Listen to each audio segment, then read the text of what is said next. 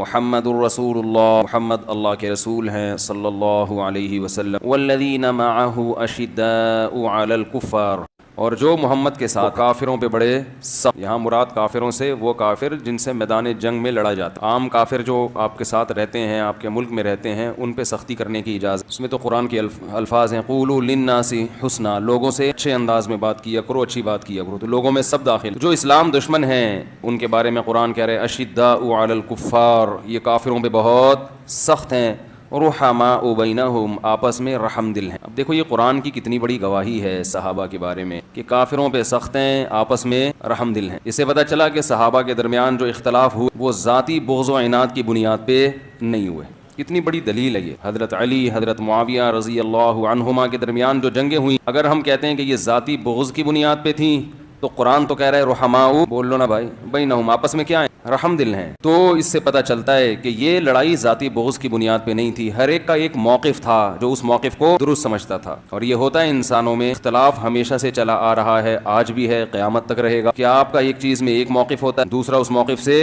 اختلاف۔ اب سوال یہ پیدا ہوتا ہے، آواز آ رہی، اب آپ کا ایک موقف یہ ہوتا ہے، آپ سوال ہوگا کہ بھائی ہم اپنے موقف پہ ڈٹ جائیں، دوسرا اپنے موقف میں، مگر تلوار تو نہ چلائیں نا۔ تو اصل میں یہ اختلاف ہی اسی چیز پر تھا کہ تلوار چلائی جائے کہ نہیں چلائی جائے۔ اس پر کئی دفعہ پہلے بیان ہو چکا تو گلا بیٹھا ہی رہتا ہے رمضان کہ حضرت معاویہ رضی اللہ تعالی عنہ کا موقف یہ تھا کہ حضرت عثمان کے قاتلوں سے قصاص لیا جائے، جب تک قصاص نہیں لیا جاتا حضرت علی کی خلافت کو ہم تسلیم نہیں کرتے، اور جب خلافت تسلیم ہی نہیں کی ہے تو ہمارا شمار باغیوں میں نہیں ہوگا۔ تو باغی کی ان کی نظر میں جو ڈیفینیشن تھی وہ یہ تھی کہ جو حاکم کے خلاف بغاوت کرے۔ تو جب ہم نے مانا ہی نہیں ہے، جب حضرت عثمان کے قاتل قتل کیے جائیں گے تو ہم آپ کے ہاتھ پہ بیعت۔ اسی طرف حضرت علی رضی اللہ تعالی عنہ تھے جن کا موقف یہ تھا کہ لوگ مجھے خلافت کے لیے منتخب کر چکے ہیں تو حضرت معاویہ کو بھی میرے ہاتھ پہ بیعت کر لینی چاہیے۔ تو حضرت علی رضی اللہ تعالی عنہ کا موقف درست تھا، از روئے شریعت قرآن و سنت کی روشنی میں حضرت معاویہ رضی اللہ تعالی عنہ سے اجتہادی غلطی ہوئی تھی، اس مسئلے میں اجتہادی غلطی ہوئی تھی، تو حضرت علی رضی اللہ تعالی عنہ کے لیے جائز تھا کہ حضرت معاویہ کے خلاف تلوار اٹھ، لیکن حضرت معاویہ رضی اللہ تعالی عنہ چونکہ آپ کو ابھی تک خلیفہ ہی نہیں مانتے تھے تو ان کے لیے بھی جائز تھا کہ وہ اپنے دفاع میں تلوار اٹھ، فقہی اعتبار سے جائز تھا۔ جائز کا مطلب انشاءاللہ اللہ کی رحمت سے امید ہے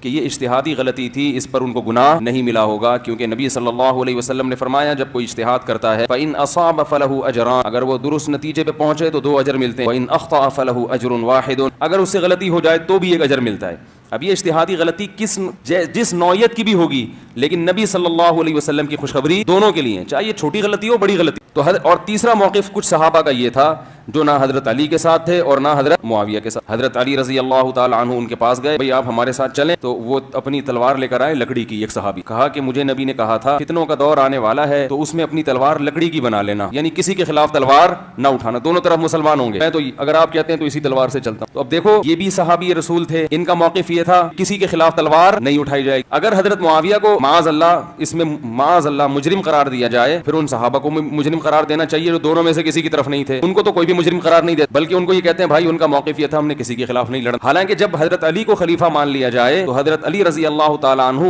اگر کسی سے کہہ رہے ہیں کہ میرے ساتھ آ کے لڑو تو اس کی بات ماننا واجب ہے، اور ہمارا موقف یہی ہے کہ حضرت جن صحابہ نے اس موقع پر حضرت علی کا یا حضرت معاویہ کا کسی کا بھی ساتھ نہیں دیا وہ بھی اجتہادی خطا پر تھے، مگر اجر ان کو بھی ملے گا، اس لیے کہ وہ جو حدیثیں تھی فتنے کے بارے میں کہ جب مسلمانوں کی تلواریں آپس میں چلیں گی تو وہ یہ سمجھ رہے تھے وہ اس موقع کے بارے میں، بات آ رہی ہے سمجھ میں؟ تو ہر شخص نے جو اس کو سمجھ میں آیا اس کے حساب سے اللہ کو راضی کرنے کی کوشش کی ہے، ہر شخص۔ زبیر ابن عوام، عبداللہ ابن زبیر ابن عوام رضی اللہ تعالی عنہ نے جا کے خطاب کیا نا، حضرت علی کے لشکر میں تھے، جا کے خطاب کیا لقد علمنا ان فیکم زوجۃ النبی صلی اللہ علیہ وسلم، ہم جانتے ہیں کہ تمہارے درمیان نبی کی زوجہ بھی، وہ ابتدا میں حضرت معاویہ کی طرف تھی۔ اس سے پتہ چلتا ہے کہ کچھ معاملہ اتنا مشتبہ ہوا کہ اتنی بڑی فقیہہ بھی ابتدا میں کس کی طرف ہیں؟ حضرت معاویہ کی طرف ہیں، اتنی بڑی فقیہہ، اور ادھر حضرت علی کی فوج میں یہ صحابی رسول جا کے کیا خطاب کر رہے ہیں کہ ہمیں پتہ ہے کہ تمہارے درمیان پیغمبر کی زوجہ ہیں، لیکن اللہ ہمیں آزما رہا ہے کہ ہم اللہ کے حکم پہ عمل کرتے ہیں یا پیغمبر کی زوجہ کی رعایت کرتے ہیں، کیونکہ اللہ کا حکم کیا ہے جو آج ہم نے سورہ حجرات پڑھی کہ وَإِن طَائِفَتَانِ مِنَ الْمُؤْمِنِينَ اقْتَتَلُوا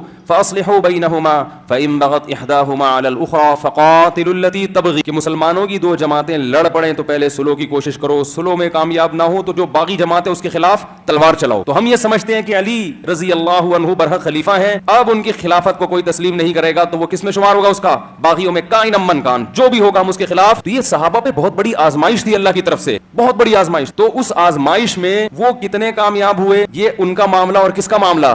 اللہ. اب ہم پر بہت بڑی آزمائش کیا ہے؟ تینوں فریق ہمارے لیے قابل احترام ہیں, تینوں طرف. تینوں کا مطلب حضرت علی کی فوج میں شامل ہونے والے, اس موقع پر حضرت معاویہ کا ساتھ دینے والے, اور وہ فریق جو دونوں سے کنارہ کشی اختیار کیا ہوا تھا. یہ تینوں وہ ہیں جو والذین معہ میں داخل ہیں, جو آج ہم نے سورہ فتح پڑھی. یہ وہ لوگ جو محمد کے ساتھی ہیں. کیسا پیارا لقب اللہ نے ان کو دیا ہے, کیسا پیارا لقب دیا ہے. یعنی کتنے اچھے عنوان سے اللہ نے خطاب کیا. محمد کی شان بھی بڑی اونچی کہ وہ اللہ کے رسول ہیں. والذین, اور وہ لوگ معہ جو محمد کے ساتھ ہیں. تم دیکھو گے ہر وقت ان کے ساتھ تمہیں نظر آئیں گے. تبوک میں جاتے ہوئے ساتھ نظر آئیں گے, بدر میں ساتھ نظر آئیں گے, احد میں ساتھ نظر آئیں گے, تو ایمان میں ساتھ نظر آئیں گے. تو جو لوگ محمد صلی اللہ علیہ وسلم پر ایمان لائے وہ ادھر کی جانب, اور جو ایمان نہیں لائے وہ دوسری جانب. تو اس طرف کے جتنے بھی لوگ ہیں, شداء علی الکفار رحماء بینہم, وہ آپس میں کیا ہے؟ رحم دل ہیں. تراہم رکعا سجدا, اے مخاطب تو ان کو دیکھے گا کبھی رکوع میں کبھی سجدے میں. یبتغون فضلا من اللہ ورضوانا, اور ہر وقت اللہ کے فضل کی تلاش